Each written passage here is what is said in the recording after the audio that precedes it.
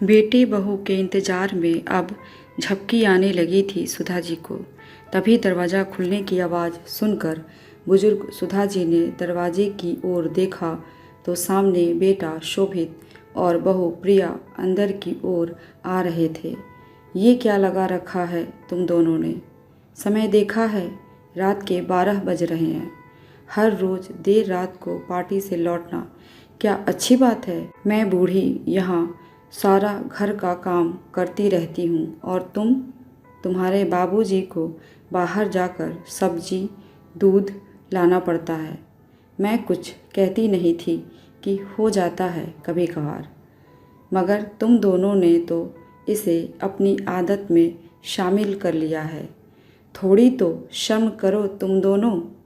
शोभित ने पहले तो घूरकर माँ को देखा, फिर अपनी पत्नी प्रिया की ओर, जिसका चेहरा गुस्से से तमतमाया हुआ लग रहा था। सुबह बात करते हैं माँ, इतना कहकर शोभित पत्नी प्रिया को लेकर अपने कमरे में चला गया। बंद कमरे में कपड़े बदलते हुए अंदर से आवाज़ें आ रही थी। जीना हराम कर रखा है इन लोगों ने, हर बात पर टोका टाकी। अब बर्दाश्त करना मुश्किल है, कुछ करना पड़ेगा। अब पानी सिर से ऊपर होने लगा है। अपने कमरे के दरवाजे पर खड़े महेश बाबू के कानों में जब ये शब्द पड़े तो वह गुस्से में सुधा जी को देखते हुए बड़बड़ाने लगे। अब कहो बच्चे हैं। सुधा, बस बहुत हुआ, अब तुम्हारी एक नहीं सुनूंगा। बीमारी का इलाज वक्त पर ना हो तो वो नासूर बन जाती है। पेशे से डॉक्टर रह चुके महेश बाबू ने कहा। आप सही कहते थे महेश जी, मैं ही बच्चे हैं आज नहीं तो कल समझ जाएंगे सोचती रही, मगर अब आप ही कुछ इलाज कीजिए। मुझसे ये सब बर्दाश्त नहीं होता। जब देखो हमें ही उल्टा सुना देते हैं। क्या इस बीमारी का इलाज है आपके पास? इलाज तो है, मगर अब तक तुमने मेरे हाथ बांध रखे थे। खैर, कल ही इस बीमारी का इलाज हो जाएगा। बस तुम पिघलना मत।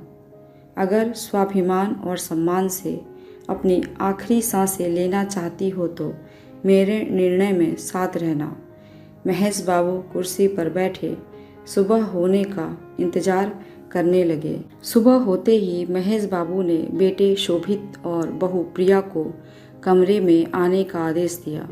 जैसे ही दोनों महेश बाबू के कमरे में पहुँचे तो महेश बाबू ने सुधा जी से कहा कि वो कोर्ट वाले पेपर्स निकाल लाएं। पेपर्स? कैसे पेपर्स माँ? शोभित ने पूछा तो वहीं प्रिया ने तीखे लहजे में कहा, मुझे काम से बाहर जाना है, जाने में देर हो रही है। जो कहना हो जल्दी कहिए, बस जरा सा वक्त बेटा। महेश बाबू उठे और स्वयं ही लॉकर से पेपर निकालते हुए बोले और फिर कुर्सी पर बैठकर चश्मे लगाकर पढ़ने लगे। ये कोर्ट के एग्रीमेंट पेपर हैं शोभित। तुझे याद होगा तेरे 18वें जन्मदिन पर जब तूने सबसे महंगी वाली बाइक मांगी थी, तब मैंने तुझसे ये पेपर साइन करवाए थे और तूने मुस्कुराते हुए सहमति जताई थी। क्या है इन पेपर्स में? प्रिया एकदम से सक्रिय हो उठी, जबकि शोभित अभी तो सोच में ही था।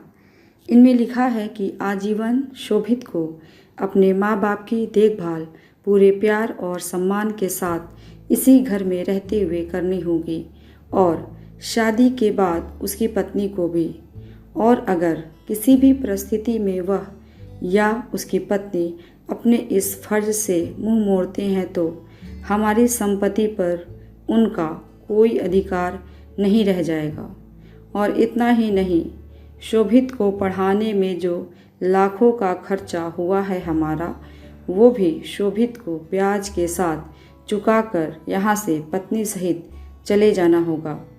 इतना पढ़कर महेश बाबू ने पेपर की फ़ोटोकॉपी प्रिया के हाथ में थमा दी और कहा, बेटा जाने में देरी हो रही थी ना तुम्हें, तो जाओ फिर आराम से पढ़ लेना इन पेपर्स को।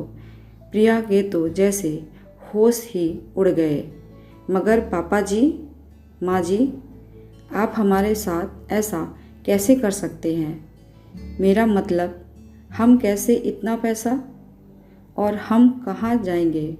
शोभित थोड़ा हकलाते हुए बोला। रात को तो तुम कह रहे थे कि पानी सिर से ऊपर, कुछ करना पड़ेगा, वगैरह वगैरह।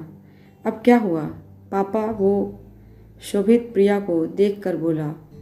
हाँ पापा जी, हमें माफ़ कर दीजिए। वो हम बच्चों से गलती हो जाती है तो बड़े उन्हें माफ़ कर देते हैं। आप भी हमें माफ़ी। प्रिया थोड़ा सा धीमी आवाज़ में सिर झुका कर बोली।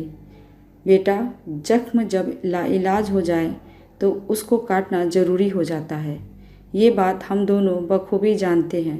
क्यों शोभित, सही कहा ना मैंने?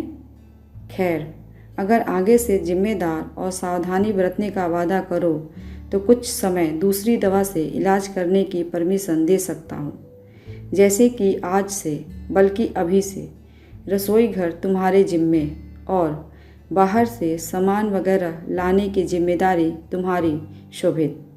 हाँ, यदि तुम दोनों अच्छे से अपनी जिम्मेदारियों को निभाने लगोगे तो हम दोनों भी तुम्हारी मदद करते रहेंगे। वरना एक और वसीयत तैयार की हुई है जिसमें हमारे बाद ये सब अनाथ आश्रम को। नहीं पापा जी, नहीं। हम दोनों अपनी जिम्मेदारियों को बखूबी निभाएंगे। शोभित और प्रिया एक साथ बोले। ठीक है, तो शुरू हो जाओ। महेश बाबू ने जैसे ही कहा, प्रिया तुरंत रसोई घर की ओर नाश्ता बनाने के लिए चली गई तो वहीं शोभित थैला लिए सब्जी लाने। महेश बाबू के समझदारी से घर में अब सब ठीक हो गया था। महेश बाबू जहाँ भौं को हिलाकर मुस्कुराते हुए सुधा जी की ओर देख रहे थे, वहीं सुधा जी भी मुस्कुराने लगी थी। आखिर देर से ही सही उन्हें बीमारी का सटीक इलाज जो मिल गया था। कैसी लगी आपको ये कहानी? कमेंट करके ज़रूर बताइएगा। ऐसी ही कहानियाँ सुनने के लिए चैनल को सब्सक्राइब कर लीजिए। मिलते हैं अगली कहानी के साथ। धन्यवाद।